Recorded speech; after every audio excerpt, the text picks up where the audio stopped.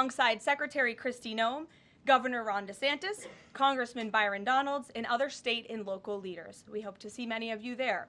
The facility is in the heart of the Everglades and will be informally known as Alligator Alcatraz.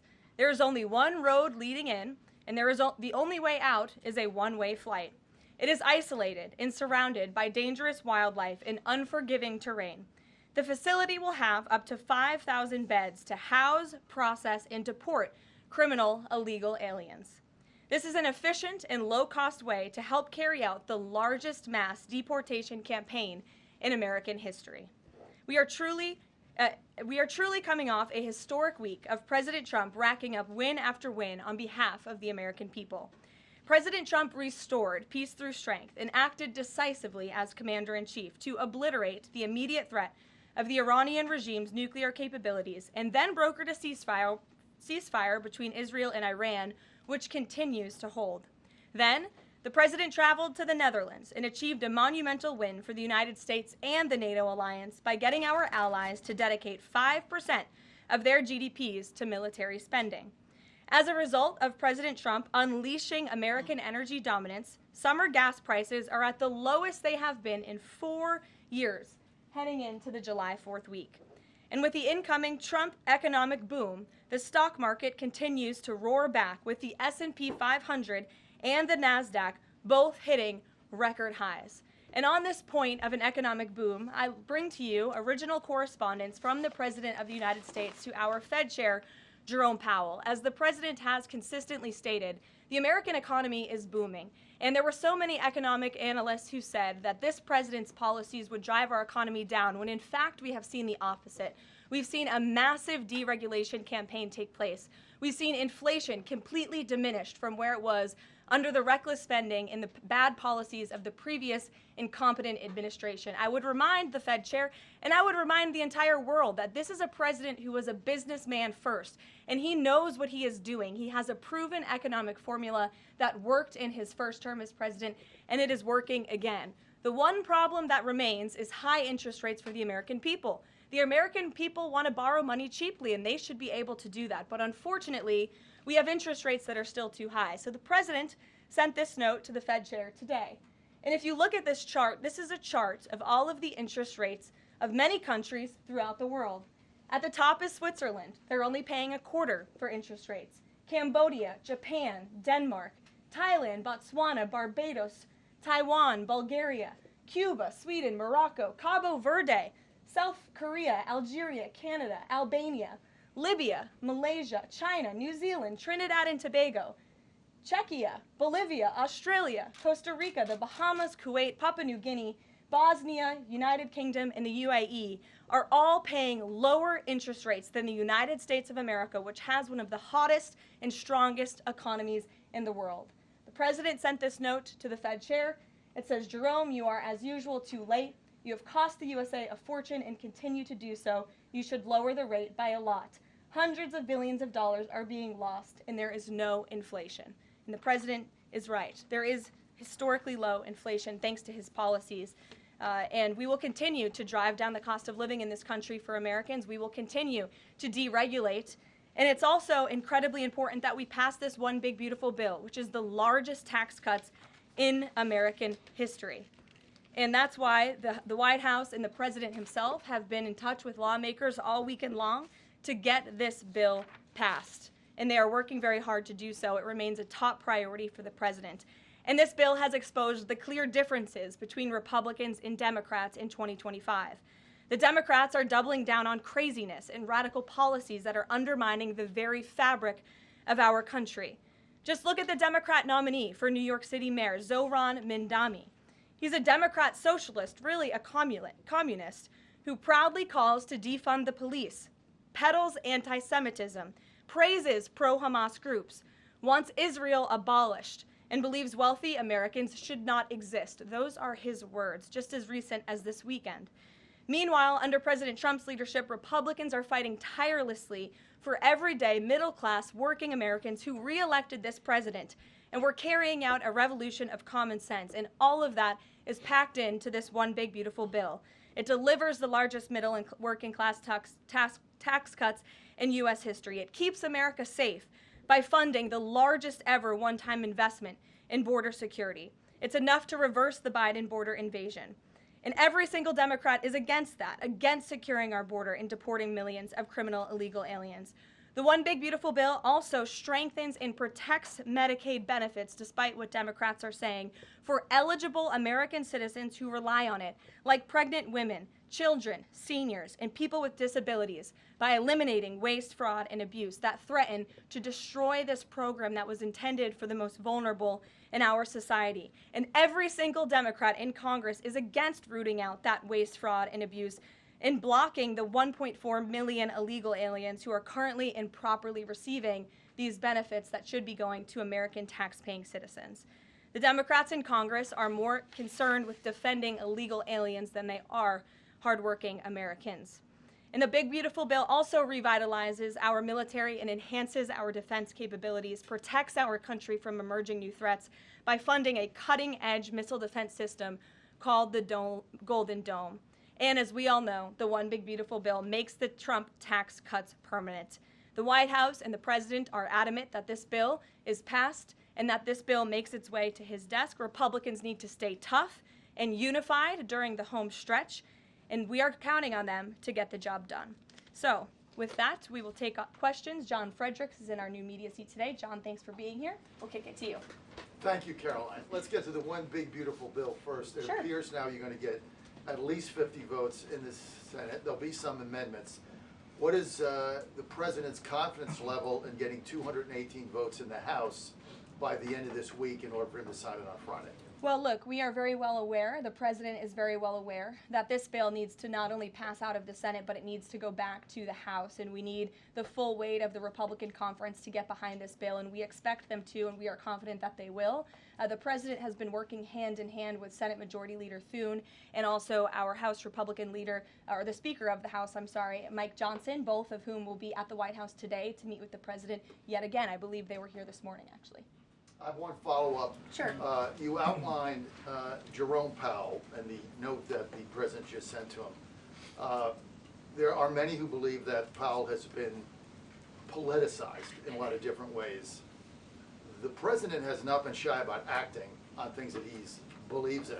Why not just fire Jerome Powell and put in somebody that is going to lower rates? Why wait? Well, it's a good question, and one you can ask the President, because that's a decision for him to make. But you're right to point out the politicization of the Fed, and it's very unfortunate for our country. But Jerome Powell cut rates numerous times ahead of the election when Joe Biden was in this Oval Office, but now he refuses to, and the economy is in a much better place. So there really isn't a good explanation for that, and the President is rightfully calling attention to it. Thank you. Kelly. Good afternoon. On Iran, the President posted on his social that he is not even talking to them anymore. When we were at NATO, he said he expected the U.S. and Iran to have talks as early as this week, and that he might even want to see a written agreement. What is the update now if he's saying he's not even talking? So as I told you from the podium last week, I said the administration, and namely our special envoy Steve Witkoff, has been in communication both directly and indirectly with the Iranians. That communication continues. The President himself has not talked to Iran, which he pointed out in his truth statement. Peter. Thank you, Caroline. Does President Trump want Zohran Mamdani deported? I haven't heard him say that. I haven't heard him call for that. But certainly he does not want this individual to be elected. I was just speaking to him about it and his radical policies that will completely crush New York City, which is obviously a city that the President holds near and dear to his heart. There's this Congressman, Andy Ogles. He wants the Attorney General Bondi to explore denaturalization proceedings because he thinks Mamdani could have misrepresented or concealed material support for terrorism based on rap lyrics he wrote in 2017. Does President Trump think this is a worthwhile use of the Attorney General's time? Well, I'll let the President speak to that. I have not seen those claims, but surely if they are true, it's something that should be investigated. And could President Trump see himself, you said you just talked to him about this, could he see himself working with a Mayor Mamdani, somebody who, on Meet the Press this weekend, was given 3 chances to condemn the phrase globalize the intifada, but he couldn't? Yeah, look, the president is always willing to work with everyone. He's working with Democrats across the country, Democrat governors, and he said he'll work with people on the far left. He works with Republicans. He works with people in the middle. He wants to do what's right for America, but surely someone who holds these values and is quite literally a communist and condemns every value that makes this country great. Common sense, law and order, low taxes, working hard, and earning your keep in this country. He's against all of that, and I think the president would find it difficult to work with someone like that. If he is elected, I'm sure you'll hear more from the president on that, but we'll have to see. Hopefully the voters of New York City choose wisely. Sure. Thanks, Caroline. The president on Friday said that he was hopeful of a Gaza deal within the next week. Can you give us an update on any progress towards that, and on any talks that the White House is having with Israel on that? Mm-hmm. Sure. Well, I know that Mr. Dermer is in Washington this week to meet with senior officials here at the White House. I also know that this administration is in constant communication with Israeli leadership, and the president himself speaks frequently, as you know, to Prime Minister Netanyahu. But this has been a priority for the president since he took office, to end this brutal war in Gaza. It is because of this president that humanitarian aid is being brought into the region. It's heartbreaking to see the images that have come out from both Israel and Gaza throughout this war, and the president wants to see it end. He wants to save lives, and however, the main priority for the president also remains to bring all of the hostages home out of Gaza. As you know, his tireless effort has brought home many of the hostages, including all of the American hostages who were held there. So he wants to see both things happen, and we're continuing to work very hard to do those things. Sure. Yeah, thanks, Caroline. What is the White House's response to Senator Tillis's criticism articulated from the Senate floor yesterday, in which he said passing the big, beautiful bill would betray President Trump's promise to protect Medicaid? Well, he is just wrong. And the president and the vast majority of Republicans who are supportive of this legislation are right. This bill protects Medicaid, as I laid out for you, for those who truly deserve this program, the needy, pregnant women, children, sick Americans who physically cannot work. And what it does is it ensures that able-bodied Americans who can work 20 hours a week are actually doing so, and that will therefore strengthen and protect those benefits for Americans who need it, as well as cutting out the waste, fraud, and abuse, as well as getting 1.4 million illegal aliens off of the program. So all of those measures are actually going to protect it for those who need it. That's the president's position, and that's what this bill does, and that's why Republicans need to vote for it and get it to the president's desk. That kind of criticism from a Republican senator, is that reason for concern for the passage of this? No, it's not. We're confident this bill is going to be back at the White House by the 4th of July. Stephen. Thank you, Caroline. Two questions. On the New York mayoral race, does the president plan to make an endorsement? And secondly, on Jerome Powell, a lot of the focus obviously has been on interest rates and him keeping them high, but a new controversy erupted today. My colleague first reported that he's facing Chairman Jerome Powell is facing accusations of lying to Congress, which is a potential crime, about luxurious details of the Fed's $2.5 billion renovation project. Senator Loomis has called attention to this. Some experts want him to be investigated. Does the White House want these allegations investigated and, if found substantiated, punished? I'll have to take a look at those allegations, and I will raise them to the president's attention and let him speak on them himself. To your first question regarding the mayoral race, the president was asked that yesterday by Maria Bartiromo. He refused to give an endorsement, so you won't get one from me at this podium unless he wants me to do that. Philip, go ahead. Oh, okay. Sure. And then I can go to you. Cool. Thanks. Thank you. The president said that he's working on a temporary pause for immigration enforcement in certain industries. I'm wondering what you can tell us about how he's determining which industries are deserving of a pass. He mentioned farmers, but what about, say, construction workers? I mean, shouldn't there just be one standard here?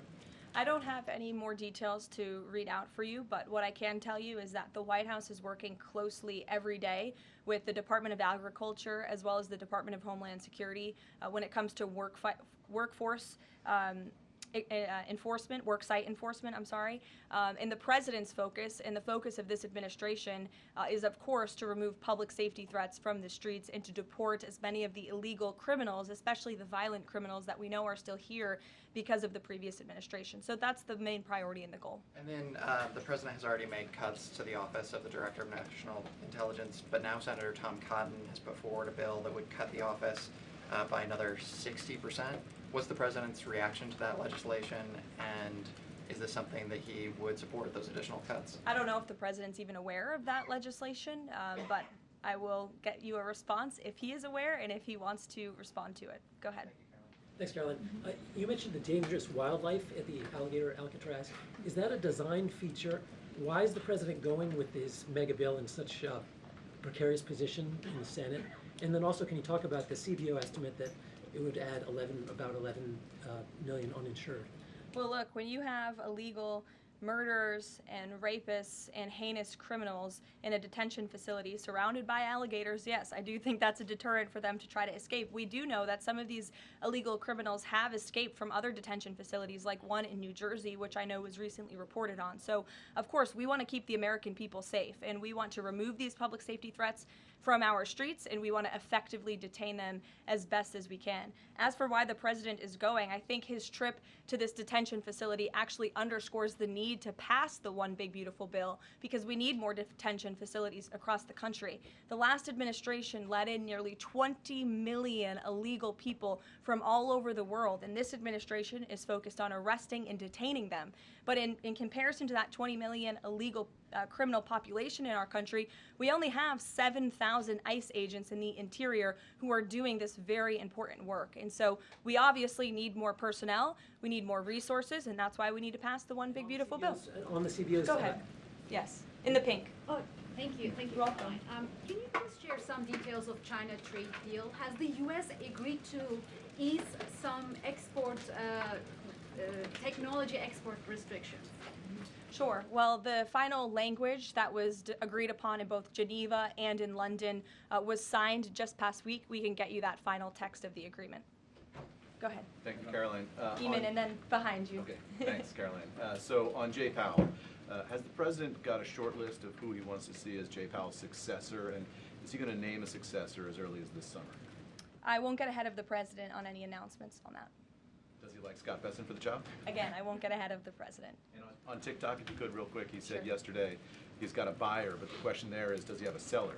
And do you have any indication from the Chinese government that they've authorized a sale of TikTok to the U.S. or to U.S. buyers? What I can tell you is that these discussions with China regarding the sale of TikTok have been ongoing at the highest level, and they will continue. As you know, we have another 90-day extension, and it's just to continue to work out this deal and make sure that TikTok stays on for the American people. That's the president's main goal in this, while protecting their privacy and their security. Behind you. Go ahead. Thank you, Caroline. The president has been calling for a deal in Gaza for 2 days, and many posts. Who is blocking the deal? And one other thing, when he posted on Netanyahu's trial, also he said it interferes with the negotiations on Iran and on Gaza. What did he mean by that? I'm sorry, to your second question? The second question, when he posted about the Israeli Prime Minister trial, he Yes. said it interferes with the negotiations on Gaza and on Iran. What did he mean by that? It interferes because it physically and logistically was interfering. The prime minister was slated to go to court last week when he's in the middle of negotiating a peace deal and bringing hostages out of a war-torn region. And so the president was simply, I think, emphasizing his empathy that he has for Bibi Netanyahu and seeing him go what he's going through with his own judicial system in the state of Israel. Clearly, the president knows that very well. He, too, was a victim of a judicial system that was trying to put him in jail, as you all know. You all covered it. But President Trump prevailed. That's why he's back in the Oval Office, and he believes that Bibi Netanyahu is a great leader for the people of Israel. The president just worked with him closely to end that 12-day war and to obliterate Iran's nuclear facility, to take out that imminent threat, not just to the state of Israel, but also to the United States of America and the rest of the world. And he believes that Prime Minister Netanyahu should be praised for that. Go ahead.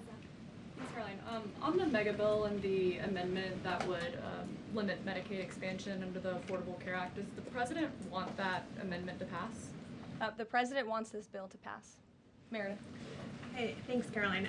On trade, we have this looming July 9th deadline coming up. We heard the Treasury Secretary say that he expects to wrap up these trade deals by Labor Day, but when President Trump was asked yesterday about any extensions by July 9th, he said, I think that would be necessary. So is the president ruling out any extensions on trade for any nations, even if they're negotiating in good faith? Well, you heard from him directly. He said he did not think that it would be necessary. He is going to set the rates for many of these countries if they don't come to the table to negotiate in good faith. And he is meeting with his trade team this week to do that. Mary. Thanks, Caroline. I just watched a CNN segment on a new app called Ice Block, and it kind of appeared to be promoting this app where you can tell people where ICE agents are. Given the recent rise, An app that tells people where ICE agents are? Yes. And given the rise, I believe 500% increase in assaults on ICE agents, I wanted to see if you could comment on that and why CNN would be promoting such an app.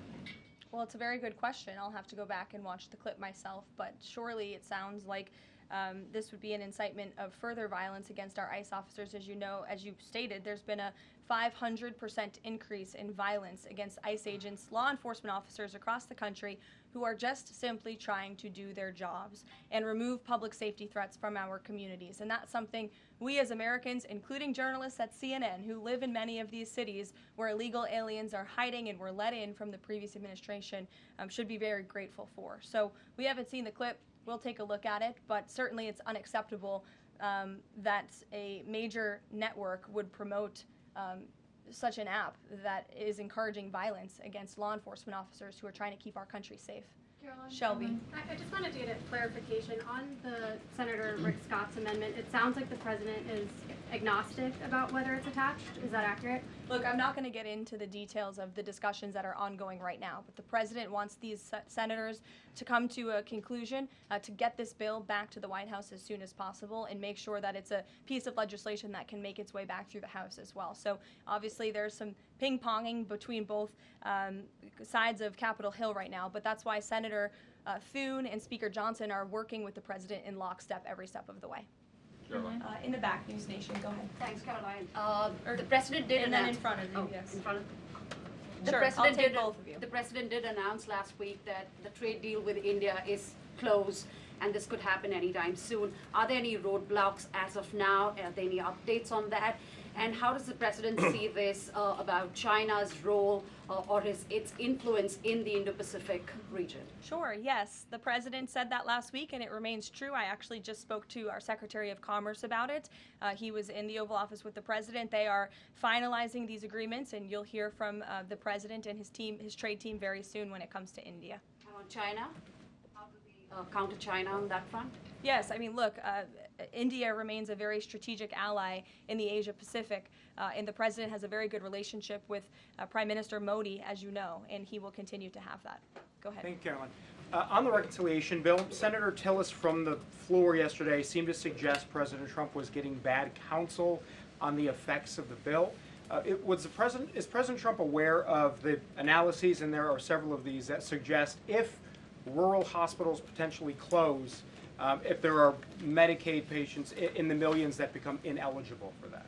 Yes, and that claim is just simply untrue. Rural hospitals comprise 7% of all hospital spending on Medicaid, and that illustrates that they have not benefited from the massive increase of waste, fraud, and abuse under the Biden administration. So this bill strengthens Medicaid. It will protect those benefits that hardworking Americans need, and that's why the president wants this bill to pass. The senator was wrong. The president put out a Truth Social post addressing it, and then the senator announced he's no longer running for office anymore. So I think that case has been closed, and the White House is continuing to focus on getting this legislation to the president's desk for his signature. Go ahead. Yes, you. Yeah, thank you so much. Well, you and then you. There's confusion here. A question on Syria. Go ahead. Has the Syrian government get back to you that they are ready to join the Abraham Accord? Is there any discussion with the Syrian and Israeli government for having a security agreement? Is the first question. And the second question, what's the end goal for talking with the Iranian? Is that only focused on the nuclear program, or they are willing to speak about other issues like the proxy groups and ballistic missiles, or even trade with Iran?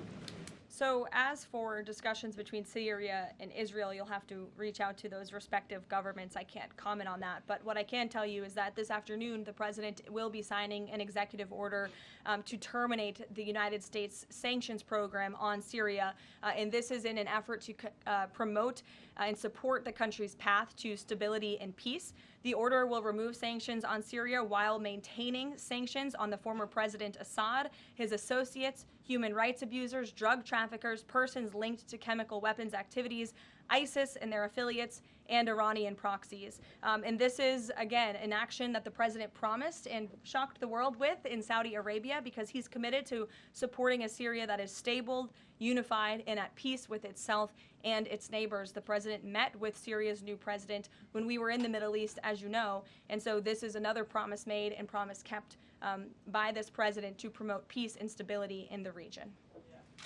Go ahead, Alice. Sure. Questions on two topics, if you don't mind. Sure. Alice with NTD here. First on Canada. Canada says it's now dropping its digital services tax on American tech companies days after President Trump says he's halting all trade talks with Canada.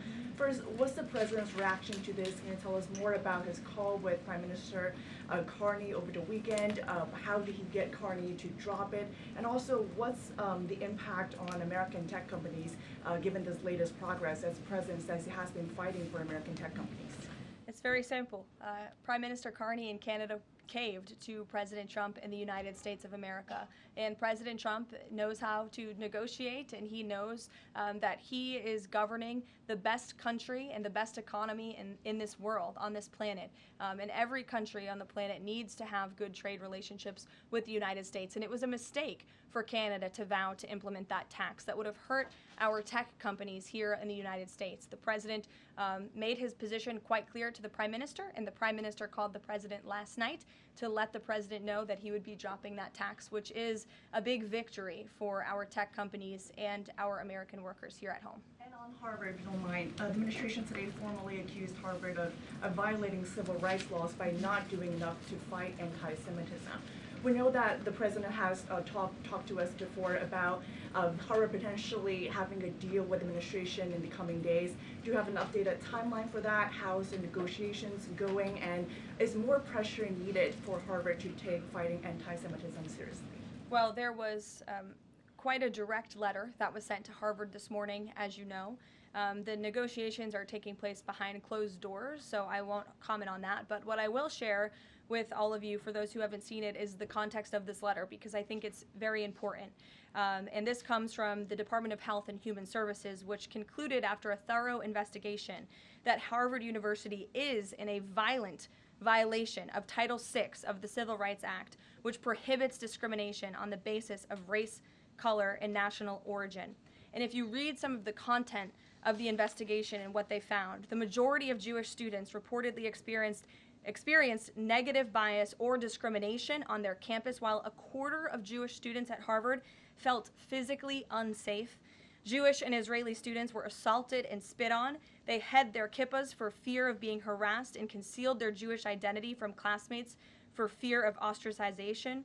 Images were widely circulated amongst the Harvard community that trafficked in obvious anti-Semitic tropes, including one that showed a dollar sign inside of a Star of David, and the campus was vandalized with anti-Semitic stickers, including one that showed the Israeli flag with a swastika. The Harvard campus was racked by demonstrations, as you all know, violent protests that violated the university's rules of conduct.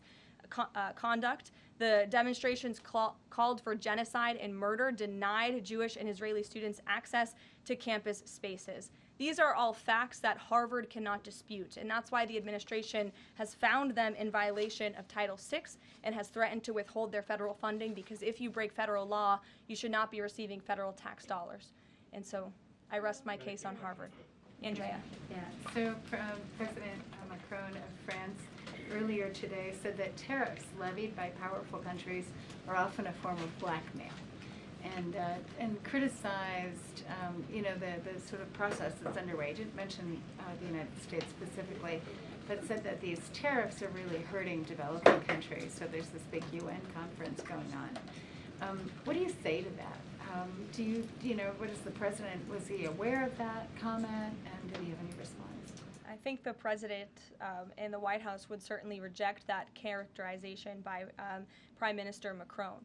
Tariffs are an effective use of presidential power to bring back the middle class, to bring back our manufacturing industry, which was the backbone of our American economy and has been hollowed out by globalist politicians who have caved to foreign countries instead of doing what's right for American workers. That's why the president is effectively utilizing his authority to wage tariffs and to utilize tariffs, and continues to be in discussions and negotiations on trade to do what's right for America. And Europe and the rest of the world might not be used to that, but President Trump is back in town, and he's going to do what's right for our people and our country. Can I just follow up on Netanyahu? So there's a report in Israeli media that the Prime Minister will actually be here, that Netanyahu will be here today meeting with the President. Can you confirm that? I don't believe Prime Minister Netanyahu is here today. I think you guys would know about that by now. Unless there's something going on I don't know about, but I don't believe he is. I do know he has expressed interest in coming to Washington and meeting with the president, and we are working on a date for that. I do not believe it is today, but that would be fun. You never know in this White House, let's be honest. Go ahead. Thanks, Carolyn. Does the president support this new measure in the big, beautiful bill that would impose steep new taxes on new wind and solar projects? I believe you're referring to the credits for wind and solar projects. No, and we're talking about the new tax. There's a new tax that it's estimated would add 10 to 20% to the cost of any new wind and solar projects that start after this year.